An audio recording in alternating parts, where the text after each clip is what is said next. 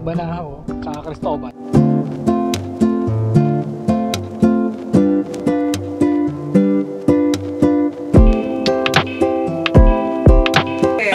Tsaka yung isa niyan, maliit-liit lang yan, si Annalisa, pero ang galing niya. Disclaimer lang, hindi po ako sikat. Hindi, totoo, isa po sa pinakamagaling na Quezon vloggers, yung si Jego Tanya Franca. Visit his page, Diet.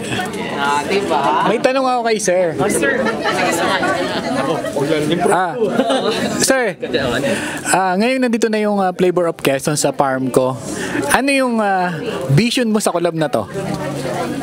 Actually, excited na excited nga kami kasi nakita namin yung puso ni Ma'am May, ni Flavors of Quezon, na tulungan lahat yung mga small medium enterprise. So kami, yun din naman ang pangarap namin, na matulungan ang buong Quezon, lalo na yung mga local products natin, ma-promote pa lalo. Through her help, mas lalo pa natin pasisikatin, through the help of farm ko as well. Sobrang dami kasi namin guests eh. So at least ito yung isa pa ring way namin to promote, no? Makita ng mga guests namin kung ano yung produkto talaga ng Quezon. Proud tayo dyan. Proud Pinoy, proud Quezon. Sir, curious lang ako. Bakit farm ko?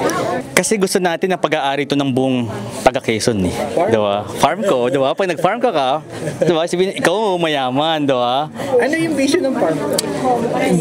Actually, gusto talaga namin maging sustainability resort or glamping resort.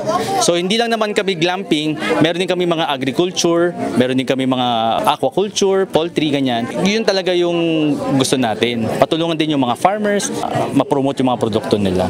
Ay, paulam din natin sa labas. Dali, promote natin sa kay Poultry.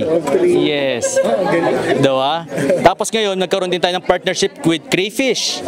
Oh, so, another, sikat na naman ng Quezon. Paano nagsimula ang farm ko?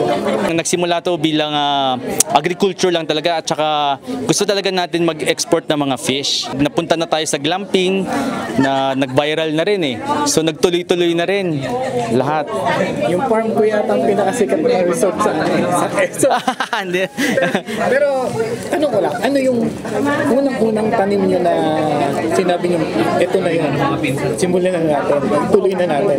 Ang dami eh, daming project talaga eh. Hindi masabi eh. Basta nagsimula sa magandang tanim na nagbunga hanggang sa napunta na tayo sa tourism. Diba? Oo. May napanood din sir ako, yung parang balakin yata gumawa ng coconut museum. Yes. Well, hindi pa naman to sure, pero we are discussing pa with the PCA, no? So through that, nagkakaroon na kami ng tanim ng mga coconut, 'di ba? And then let's see kung anong maging next step. Pero on process lahat. On process, yes. Okay, thank you sir. Sige. Thank you.